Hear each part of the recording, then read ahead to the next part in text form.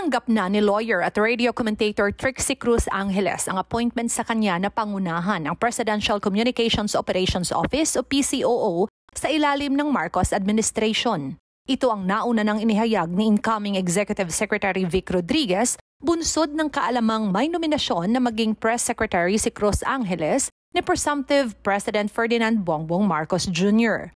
Ayon sa kampo ng mga Marcos, ang pangunahing trabaho ni Angeles ay tingnan at pangunahan ang operasyon ng PCOO kasama na ang pagsasagawa ng press briefing sa media practitioners na nagko-cover ng mga aktibidad sa palasyo at ng Pangulo. Sa isang pahayag, sinabi ni Angeles na ikinagagalak niya at isang karangalan ang mabigyan ng oportunidad na maging kabahagi ng Administrasyong Marcos bilang kalihim para sa mga mamamahayag. Buong pakumbaba umano niyang tinatanggap ang naging nominasyon sa kanya at ang responsibilidad na kaakibat nito.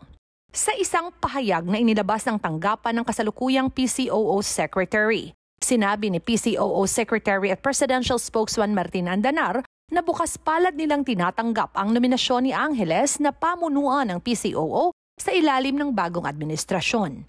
Hindi umano estranghero sa PCOO si Angeles ayon kay Andanar dahil naging kabahagi ito sa pagbibigay ng serbisyo sa tanggapan ng bagong upo pa lamang na si Pangulong Rodrigo Duterte.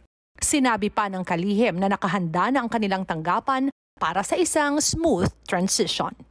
Dagdag pa ng kalihim, buwan ng Disyembre pa lamang ay nagbigay na umano siya ng utos sa departamento, partikular na sa kanyang mga undersecretaries.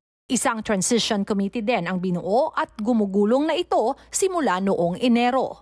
Bawat division umano ng PCOO, maging ng Office of the Presidential Spokesperson at lahat ng mga attached or line agencies ay dapat may report para sa papasok na team ng presumptive president. Jinky Baticados, IBC News.